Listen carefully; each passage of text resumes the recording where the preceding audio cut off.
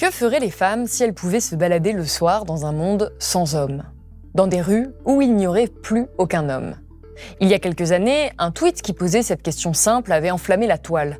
Les réponses étaient édifiantes. De très nombreuses femmes répondaient « marcher dans la rue, faire de la course à pied, aller regarder les étoiles ou encore faire du camping ». Cette question suscitait d'un côté une vaste rêverie, une projection émouvante qui nous rappelait combien beaucoup d'entre nous sommes limités au quotidien, et de l'autre, une grande indignation. Mais comment ça?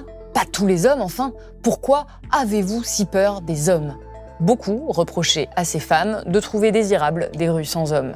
Plus récemment, le phénomène s'est répété. Sur TikTok, un média a demandé à des femmes si elles étaient seules en forêt, si elles préféraient croiser la route d'un homme inconnu ou d'un ours. Would you rather be stuck in a forest with a man or a bear? Il se trouve que l'écrasante majorité des femmes interrogées ont répondu un ours et le phénomène s'est répété dans les commentaires. Parmi les arguments avancés, l'ours ne peut que me tuer ou me laisser tranquille, alors que face à un homme, il y a une infinité de possibilités. Si je raconte qu'un ours m'a attaqué, on me croira. Si je survis, je ne risque pas de le recroiser en ville. Ou encore, personne ne me dira que l'ours m'a attaqué à cause de ma façon de m'habiller. Tous ces commentaires ont suscité une très grande incompréhension et indignation de la part de beaucoup d'hommes. C'est pourtant un fait. Si tous les hommes ne sont évidemment pas des agresseurs, énormément de femmes ont été agressées par des hommes. Selon les chiffres de l'ONU, au moins une femme sur 3 est agressée physiquement et ou sexuellement au cours de sa vie. Ces chiffres sont même considérés comme largement sous-estimés par certaines associations féministes. Alors face à l'ampleur de ces violences, face aux affaires comme celle de Mazan, qui montrent le triste caractère systémique de ces agressions, la question se pose en permanence. Comment faire pour que les femmes arrêtent d'être agressées? Ou plutôt, comment faire pour que des hommes arrêtent d'agresser? Cette question obsède l'autrice Chloé Delhomme. Elle y a consacré son dernier ouvrage, un ouvrage de fiction où elle imagine un scénario fou. Et si les femmes avaient soudainement le pouvoir d'atteindre les parties génitales des hommes agresseurs avec un regard? Et si elles répondaient à la violence par la violence? Loin d'appeler, évidemment, à faire cela dans la vraie vie, cet ouvrage soulève des questions philosophiques et féministes majeures au travers de la fiction. Alors quelle peut être l'utilité de ce type de récit? Réponse tout de suite dans cette nouvelle émission pour Blast.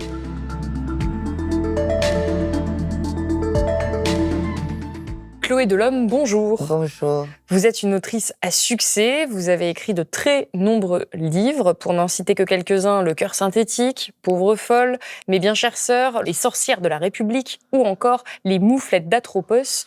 Et aujourd'hui, vous revenez avec un nouveau livre, le 30e, Fallers, aux éditions Point Féminisme.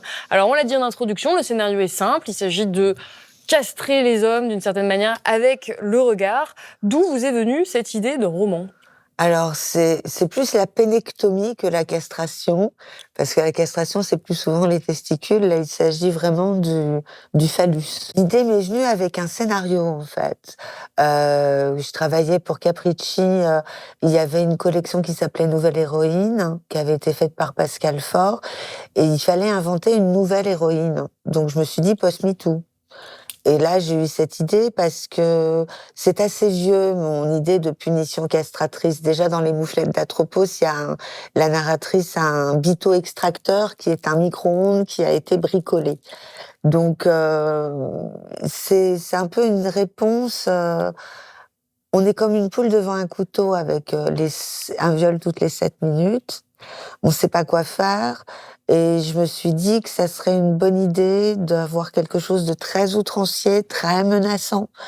Et en même temps, on grand guignol, puisqu'évidemment, c'est quand même drôle, c'est cathartique, mais avec de l'humour.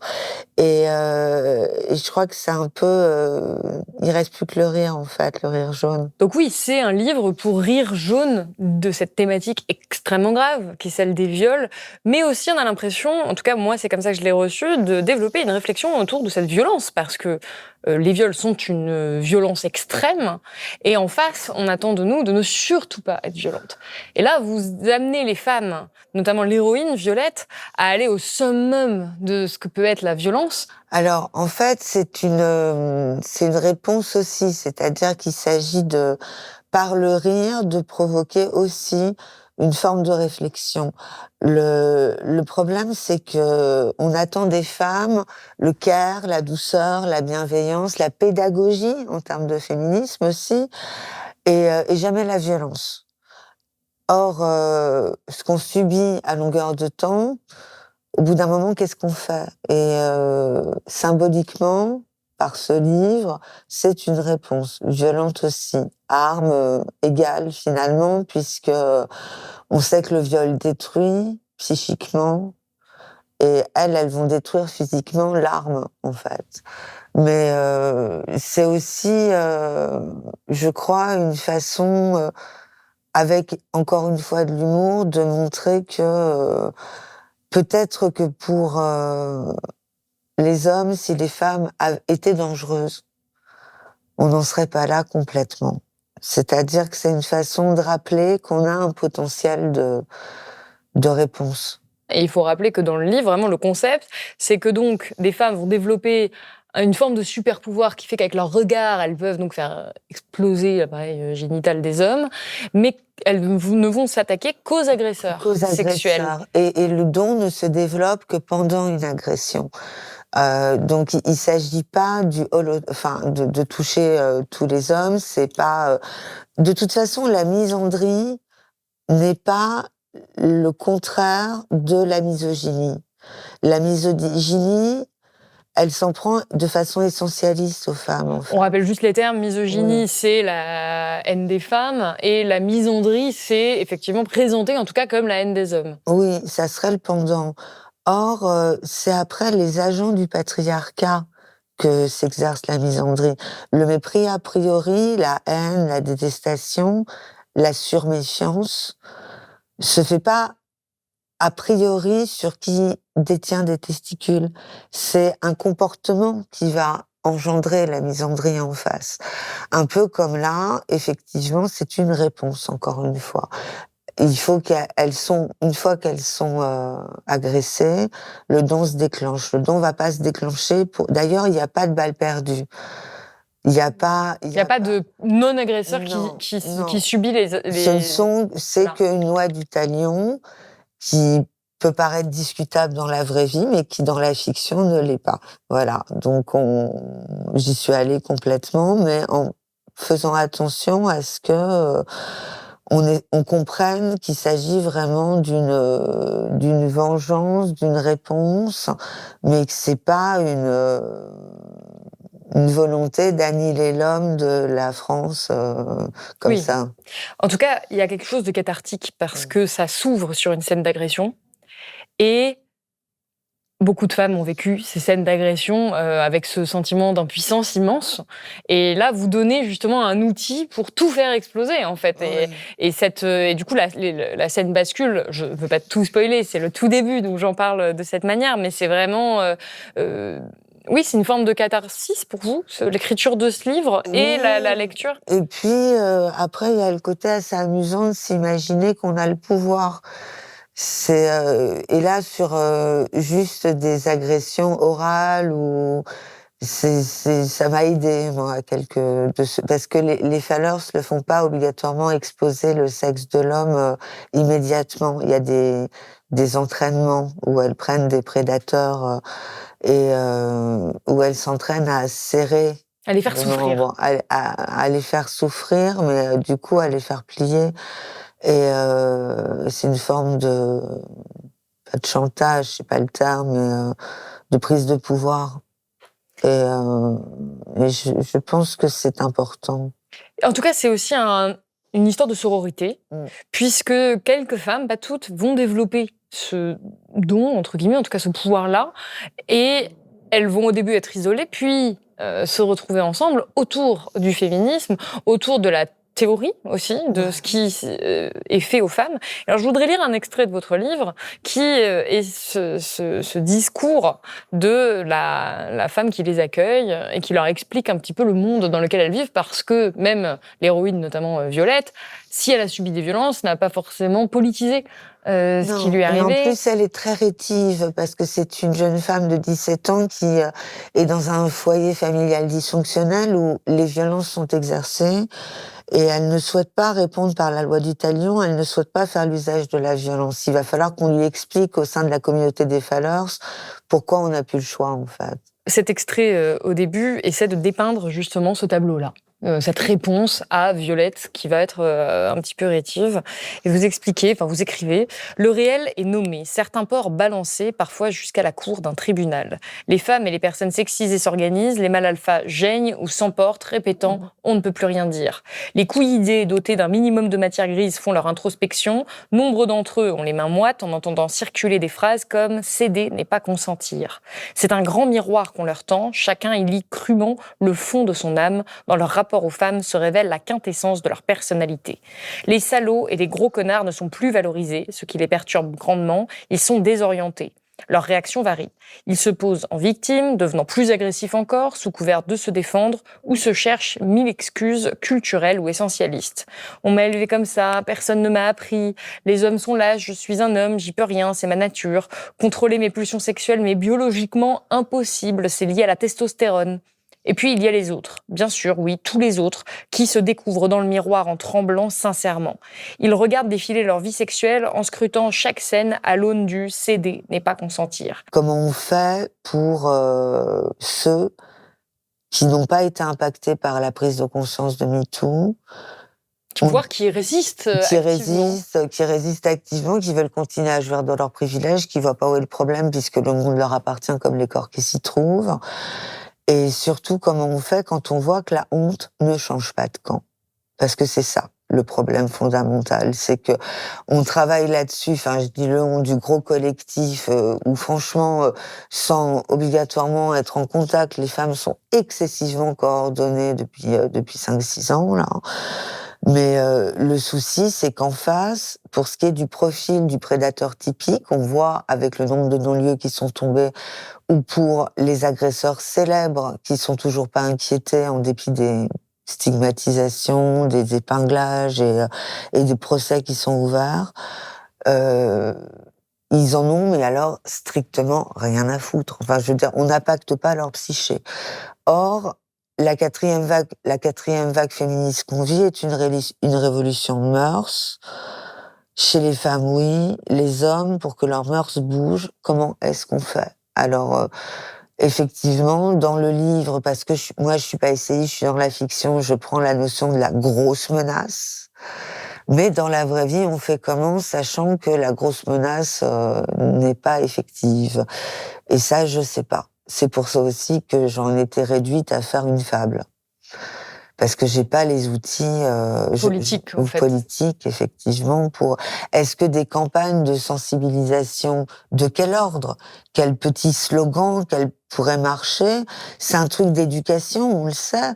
Donc les enfants d'aujourd'hui seront peut-être pas les prédateurs de demain pour la grande majorité, parce que le féminisme a fait son travail et que dans l'éducation, les femmes ont intégré le fait que les garçons, ça s'éduque très tôt au respect, à la notion de consentement, etc. Mais je crois que le problème, c'est la culture du viol, en fait, tout simplement. C'est un problème qui est culturel, qui est ancré en France. Aussi parce qu'en France, on est les spécialistes de la drague à la française, d'un tas de trucs qui sont super limites, en fait. On a une culture avec des chansons anciennes où le jupon vole et il y a des viols dans un tas de chansons traditionnelles, d'ailleurs. C'est vrai que vous parlez de mœurs, vous parlez de culture du viol. Dans le livre, c'est très présent aussi, puisqu'il y a vraiment des scènes de formation des jeunes femmes qui ont ce pouvoir. On va leur dire, voilà, regardez la société dans laquelle on vit. Et donc, il y a des choses pédagogiques qui sont réelles. Et à un moment, je me suis vraiment posé la question de qu'est-ce qui relevait de la fiction et qu'est-ce qui relevait de la réalité. Et en l'occurrence, tout ce qui concerne la culture du viol est malheureusement bien réel, dans ce que vous décrivez dans le livre. Et donc, on reparle de ces films, de ces séries qui vraiment ont infusé dans la société. Moi, j'ai 29 ans, j'ai moins connu cette époque où c'était vraiment très sexiste. Mais alors, vous faites référence à un épisode qui est vraiment incroyable et que, encore une fois, j'ai lu le livre et je me suis dit, c'est pas possible que ça ait existé. Et en fait, ça a bien existé. C'est une série française où le viol est complètement banalisé. Ça s'appelle Maggie. Et alors, c'est une série à succès à l'époque, 7 millions de Oui, je téléspectateurs. pense que c'est quelque chose qui va peut-être déstabiliser les personnes qui regardent et qui sont de ma génération et plus. Moi, j'ai 51 ans. Parce que la phrase que vous venez de faire, en glissant Maggie dans le truc, ils vont halluciner. C'est-à-dire que Maggie, c'était vraiment le programme populaire. C'est l'histoire c'est Rosivart, c'est beaucoup de deuxième couteau du théâtre vaudevillesque français. Il lui arrive des aventures. C'est une bourgeoise dans une maison d'une espèce de Vésinet un peu fantasmé. Et dans ses aventures, elle va avoir une fuite d'eau, elle va faire du yoga et parmi les épisodes, comme ça, subrepticement, il y en a un où elle a été violée, ouais. Oh, maman dit. Oh, c'est vous. Oh, est-ce que je suis contente de vous voir là. Eh ben, on le dirait pas, hein. Oui. On m'a violée dans le jardin. Et c'est hallucinant. Ah, et c'est vrai c'est- que je connaissais pas ce programme. C'est fou. C'est un programme ultra familial c'est 7 millions de téléspectateurs le dimanche soir. On peut pas faire plus inoffensif, a priori. Et c'est là qu'on voit à quel point la culture du viol en France était là. C'est-à-dire qu'on parle souvent, les films de Belmondo où il force, après elles sont folles de lui, les chansons où c'est de l'insistance lourde, mais là, j'ai demandé à un ami documentaliste, en fait, je dois cet extrait à Malik Boudbal, à qui j'ai demandé de me trouver quelque chose d'ultra populaire, de pas trop récent, donc pas les chansons de rap, un truc vraiment qui aurait eu le temps d'infuser et qui explique du coup aussi à quel point c'est banalisé. Et en plus, dans cet épisode de Maggie, on mélange la drague du poète aussi avec le forçage. Donc on a tout. On a au début. On rappelle juste l'épisode, c'est vraiment l'histoire, mais drôle. C'est présenté Oui, comme drôle. Il y a des rires enregistrés. C'est terrible. C'est Maggie qui se fait violer dans son jardin et qui va après essayer d'obtenir justice. Et tout est un peu vaudevillesque. Tout est censé être un petit peu drôle. Et finalement, on se rend compte qu'en fait, ça va. C'est un monsieur du quartier qui a violé toutes les femmes du quartier. Et c'est drôle. Parce qu'il est poète. Parce qu'il est poète. Et qu'il est fou d'amour d'elle, et voilà, tout est bien qui finit bien. Je t'en prie, Georges. Écoute, c'est un gamin. Il est amoureux de moi, il me fait la cour. Écoute, c'est plutôt mignon. Et puis, tu sais, finalement, c'était pas une agression. Ah bon? C'était une séduction. Oh, tu vas pas être jaloux, mon petit Georges. Hein? Et du coup, il y a les phrases magiques du genre, c'était pas une agression, c'était de la séduction. On a affaire à tout. On a les habits au début vous avez vu comment vous étiez habillés, alors que quand bien même elle aurait été en mini-jupe, mais elle a la chemise qui est un peu arrachée, et elle est en pantalon, elle est allée faire son jardin, cette brave femme. Mais enfin, ma Maggie, on n'a pas idée aussi d'arroser les fleurs dans cette tenue. C'est pas moi. C'est lui qui m'a mis dans cet état. Il m'a jeté dans les rosiers. Elle-même, elle parle d'attaque sauvage. Donc, Oui. il s'est passé un truc grave, mais c'est drôle dans le... grave, mais c'est drôle et c'est minimisé. Et puis, il y a... la fin est assez lunaire, en plus, comme ça. Alors, il y a aussi le fait que le violeur soit Jackie du Jackie Show et qui est quelqu'un qui faisait des émissions pour les enfants déjà à l'époque. Donc l'acteur. L'acteur. Et c'est vrai que du coup, non seulement c'est une espèce de camoulox géant où on va être carré bon Scylla et on comprend rien parce qu'il y a des citations de Rimbaud dedans. Enfin, c'est vraiment un immense n'importe quoi. Mais en plus, ce qui est étrange, c'est de se dire la chaîne de validation. C'est-à-dire qu'on sait, c'est une série télé qui est très importante au niveau de l'audimat. Ça veut dire que les scénaristes, déjà, on se demande ce qu'ils ont... Enfin, c'est quand même un peu troublant. Les producteurs valident, la chaîne valide, les comédiens, il n'y en a pas un qui se dit au secours, Jackie va gentiment jouer le rôle de ce violeur uluberlu, alors qu'il présente à l'époque, peut-être pas Club Dorothée, mais Vitamine, qui est une émission pour les enfants. Et puis même le castor, enfin, à quel moment on se dit ça va être une super idée de prendre un type qui a fait des émissions musicales de jeunes et des émissions pour enfants pour jouer un violeur. Je sais pas, tout est... Et puis il y a des répliques, il y a des répliques hallucinantes avec prenez un peu de cognac, Madame Maggie, il y a rien de tel quand on a été violé. Enfin, et à la fin, les femmes se battent, c'est-à-dire que Maggie a une aide ménagère Je crois qu'elle s'appelle Rose, et les dernières répliques, c'est elles se battent en fait pour aller arroser le jardin, donc pour être Violée. voilà, pour être violée, et ça finit par la parole masculine puisque le mari de Maggie dit non, vous ne sortirez pas, il pleut. En fait, quelle heure est-il? 5 heures. 5. Oh, mais il faut que j'aille arroser mes fleurs. Non, j'y vais moi. Ah non. Alors, la Rose, Ah non. j'insiste, c'est moi. Je veux pas que vous couriez de risque. Non, Madame Maggie. Non. laissez-moi faire. C'est moi. Inutile. Il pleut. On a vraiment tout dedans, toute la chaîne, mais de façon complètement barrée, et en même temps c'est représentatif parce qu'en 87, le viol n'est pas un problème. C'est fou parce que moi, mes parents sont déjà de jeunes adultes. Quand j'essaie de me représenter ça, c'est des personnes avec qui on vit aujourd'hui. C'est pas une époque hyper lointaine. C'est des gens qui ont grandi avec ça, et on peut aussi peut-être plus comprendre parfois l'incompréhension qu'il y a du côté des générations plus âgées sur ces mouvements MeToo, parce qu'ils ont grandi avec ça, ils ont baigné là-dedans, et c'est vrai que ça fait un changement assez radical aujourd'hui. Et puis il y a le côté aussi, et c'est pour ça que parfois les femmes, peut-être pas ma génération, mais un peu au-dessus, peuvent être un peu rétives aussi sur le balance ton porc. Parce qu'il y a ce côté du on a fait avec, mais ça c'est le problème avec tous les trucs de féminisme et les outils qui on prend. On a fait avec, on s'est construite avec. On va pas en faire tout un fromage. Il y a ça aussi qui est présent avec ce genre de culture-là. C'est que ça pourrit pas seulement la tête des hommes qui sont validés dans leur statut d'agresseur, ça pourrit aussi la tête des femmes qui, du coup, la victimisation ne doit pas avoir lieu parce qu'en fait, finalement, c'est normalisé. Et il faut éviter que ça se reproduise, oui, mais éviter que ça se reproduise se fait à l'échelle individuelle et pas collective, en fait.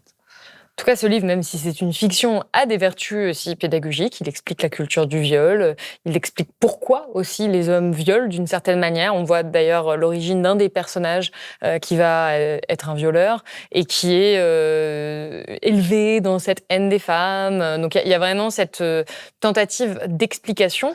Et à la fin, la question qui se pose, c'est une question que se posent beaucoup de féministes, mais que se posent aussi des associations, des législateurs, comment on fait pour que les hommes, et alors là, attention, je mets des grands guillemets, pour pas provoquer de scandale.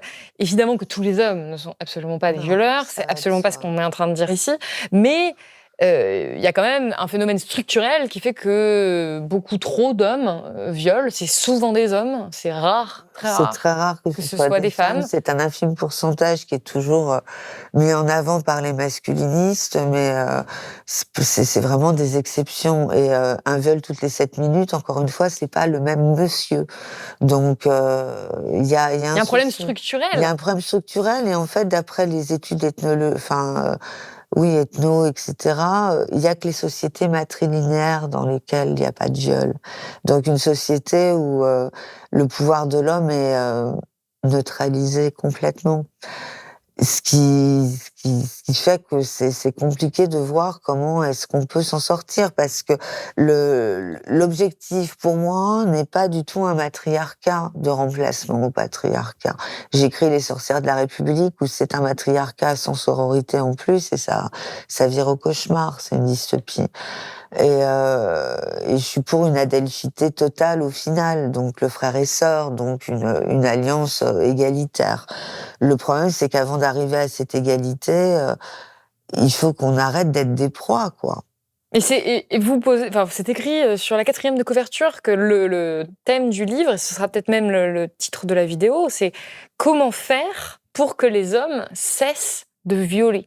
Et ce qu'on voit aujourd'hui, c'est que déjà on en parle, on a compris que ça existait pour beaucoup d'entre nous, on commence à dessiner le phénomène, à le représenter, à en parler, à le documenter, nous en tant que journalistes, mais ça continue, et ça continue à très très grande échelle, puisque les plaintes augmentent, aussi parce que le fait qu'on se sent apte à porter plainte, mais quand même, il y a vraiment ce problème-là, et donc on en revient à cette thématique de votre livre, qui est que vous dites, voilà, la solution, c'est évidemment dans une pure fiction. Dans une pure fiction. Ouais, dans une pure fiction, la solution, c'est la peur.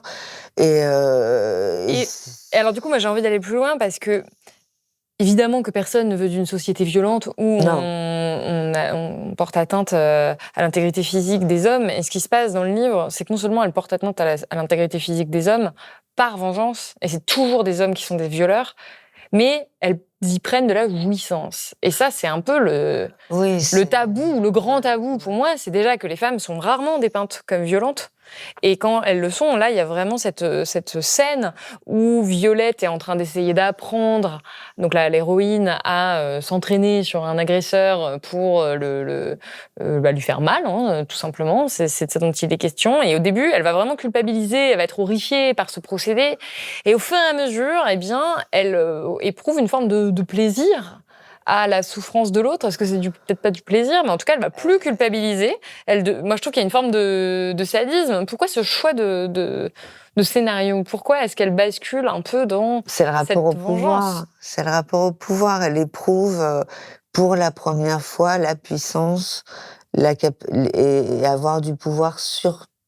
Elle a du pouvoir sur ce qui symbolise des siècles et des siècles d'oppression aussi. Donc, je pense que c'est légitime qu'elle en jouisse, en fait, même si on reste dans la fiction. Il y a je voulais aussi qu'il y ait quelque chose de l'ordre du menaçant. Or, une femme qui jouit de son pouvoir et qui est capable de prodiguer de la douleur, ça fait plus peur encore. Donc, oui, c'est outrancier, il y a un côté, tu vas payer pour les siècles et les siècles, un peu. Mais c'est une fiction, et je me suis fait plaisir sans aucune limite. Donc, c'est pas du tout une injonction ou une proposition, et encore une fois, il va de soi, d'ailleurs, vers la fin, quand tout ça va se réguler et elles vont donner l'assaut final, une des grandes sœurs des Fallers précise bien que de toute façon, anéantir, faire exploser les bites, en gros, n'est pas un projet de société. Voilà, ça paraît évident. C'est pas non plus, leur rappelle-t-elle, un projet de vie personnelle. Donc l'idée n'est pas de répondre à la violence par la violence dans le réel. Par contre, je trouve que cette option dans un livre était plutôt rigolote à mener, quoi. On en arrive toujours à quel est le rôle de la fiction. Ce scénario-là, il se rapproche de ce livre qui avait eu beaucoup de succès, qui s'appelait Le Pouvoir, où il y avait des jeunes femmes, un peu l'idée est similaire, qui soudainement développaient... Alors c'était moins centré autour du sexe, mais c'était qu'ils développaient des pouvoirs d'électrocution et qui pouvaient électrocuter les hommes. Et donc, pareil, c'était un renversement. Et c'est intéressant que ça ait eu autant de succès, parce que c'est vraiment un best-seller. Ce renversement de pouvoir. C'est-à-dire que soudainement, les femmes ont le pouvoir de faire peur, ont le pouvoir physique, et toute leur vie change. C'est un livre qui a vraiment eu un succès extraordinaire, et ça a été adapté dans une série sur Amazon Prime. Donc, c'est-à-dire que ce concept, quand même, fascine visiblement beaucoup de gens. Je m'étais jamais aperçue que je vivais constamment dans la peur. J'ai envie de voir le monde comme tu le vois. Mais le Géo m'a fait voir une autre possibilité, un monde qui serait meilleur pour nous tous. Je me sens 1000 fois plus légère. Et aussi 1000 fois plus forte. Même si c'est vraiment de la fiction. Et puis ça répond à quelque chose. Je crois qu'il y a une citation de Molly Fischer qui disait « Le jour où les hommes auront peur des femmes, ils les considéreront comme des êtres humains ». C'est un peu vrai, je pense. C'est-à-dire que tant qu'on n'a pas de dangerosité et qu'on est des proies, ça va être difficile d'être sur un terrain égalitaire. Donc, et comment est-ce qu'on fait? Parce que là, évidemment, encore une fois, c'est de la fiction. Comment est-ce qu'on fait dans la vraie vie pour réussir à remettre de l'égalité, en fait, dans le rapport de force? Non, mais c'est excessivement difficile, parce que on n'aurait pas des années là pas d'aveu, c'est pas le terme, mais on leur dit ce qui se passe. Tout le monde dit ce qui se passe. Je veux dire, la parole est archi-libérée. Non seulement la parole dans le privé passe, mais en plus, on n'a jamais... la littérature post-MeToo, c'est un grand pan de l'édition française en ce moment. On donne des outils, mais qui lit ces outils? Les femmes.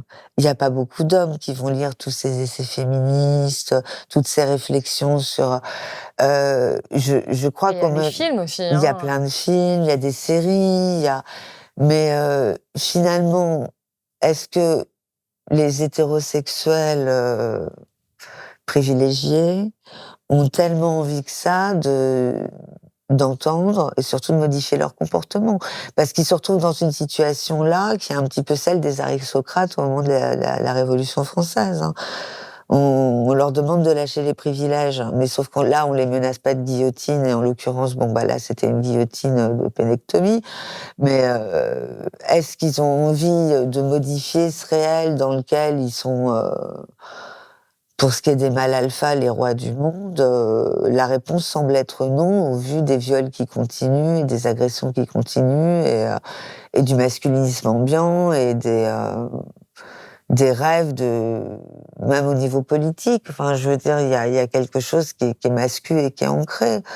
Donc, c'est par les mœurs que ça va bouger, mais en même temps, je vois bien que on fait tout ce qu'on peut, quoi. Et un prédateur, je le crains, reste un peu un prédateur, encore une fois, parce qu'il y a cette histoire de comment impacter un prédateur, comment neutraliser le prédateur.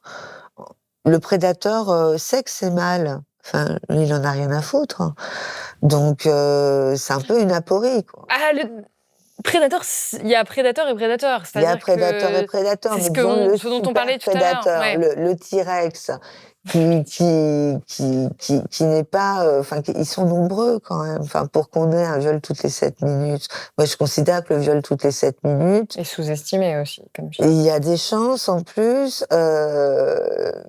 Je sais pas comment on fait. Je sais pas. Et en même temps, il faudrait que j'ai même réfléchi à l'idée de faire une sorte de court essai qui s'adressait aux hommes directement, et après discussion, il est évident qu'ils n'iront pas l'acheter. Et donc, je ne leur parlerai pas, et en plus, je suis étiquetée relativement misandre, et du coup, je peux comprendre aussi qu'ils n'aient pas envie d'écouter un discours qui va leur défoncer la gueule.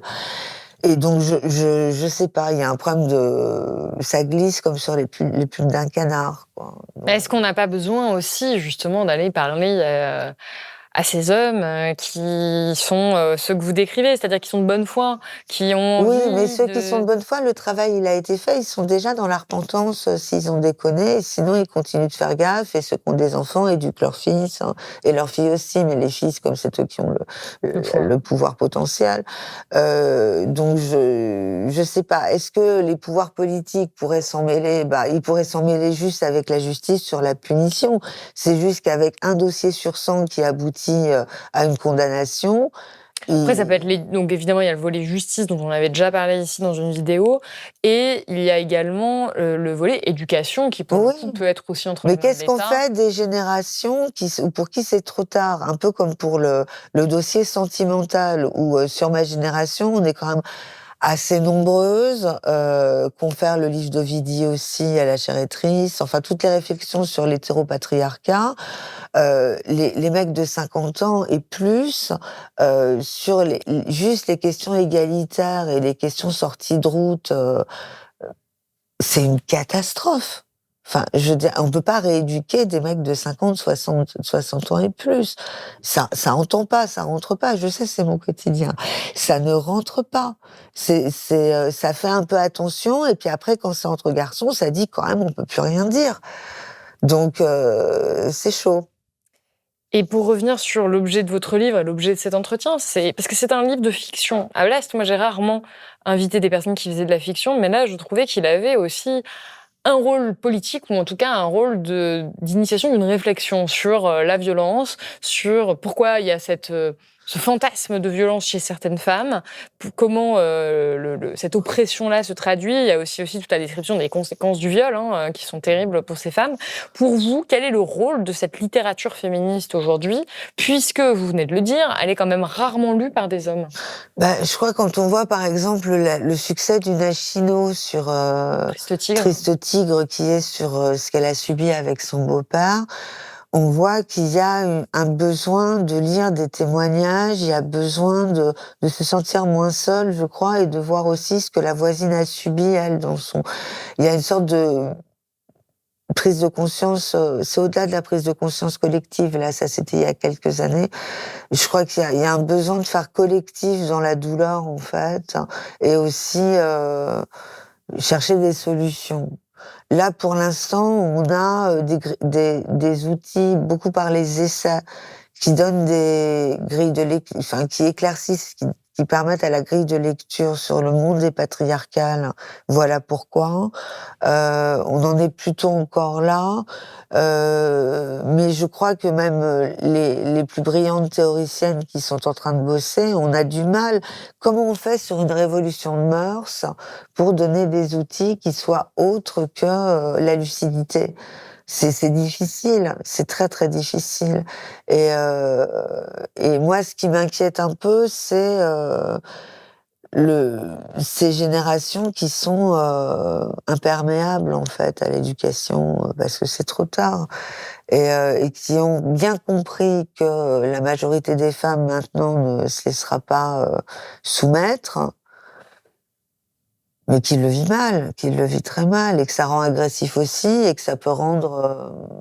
ils peuvent s'organiser, du coup. Si je peux me permettre, il n'y a pas que chez les générations les plus âgées. Hein. On a aussi des relents de sexisme quand même assez importants chez les jeunes générations qui ont été pointés par le Haut Conseil pour l'égalité dans le dernier rapport, qui montrent que même des adolescents et des vingtenaires peuvent tenir des propos non seulement très sexistes, mais parfois même plus sexistes que les générations précédentes. On pense notamment au succès du masculinisme sur les réseaux sociaux, où en fait, même dans l'éducation des jeunes, on n'y est pas du tout, là. Hein. Non, il y a quelque chose de... Et puis, chez les jeunes, il y a un truc, moi, qui me fait peur côté filles, c'est la dark romance aussi. C'est-à-dire que c'est en librairie, parce que c'est important aussi de quoi se nourrissent les gens dans l'imaginaire. Et dans les librairies, les jeunes femmes vont aller beaucoup plus spontanément vers justement cette littérature post-MeToo ou des essais féministes. Elles veulent... La dark romance, on rappelle, c'est vraiment des scénarios romantiques où des hommes sont violents. Les hommes sont violents et c'est sexy. Et en fait, les 18-25, en gros, vont aller vers des outils féministes, mais quand on prend la génération juste avant, les 16-18, peut-être même les 15... Oui, les 14 même. Hein. Les petiotes qui sont avant et qui, du coup, n'ont pas encore lu ces trucs-là, eh ben, elles vont aller vers la dark romance avec délectation parce que c'est un marché qui explose complètement et donc vont nourrir leur imaginaire érotique et sentimental avec des types qui sont des relations d'emprise, des relations violentes, des relations qui sont où le consentement n'existe pas. Non. Et c'est ça qui me fait peur sur le backlash potentiel, vous voyez, c'est qu'en fait... Après, elles disent, on fait la distinction, on sait que c'est pas bien. On sait que c'est pas bien, bien sûr, mais est-ce que... Enfin, je sais pas, après, c'est le lien aussi entre pratique de la sexualité, fantasmagorie, tout ça est très compliqué, je suis pas spécialiste, mais je suis quand même assez persuadée qu'en prenant du plaisir et en trouvant romantique, en fait, parce que c'est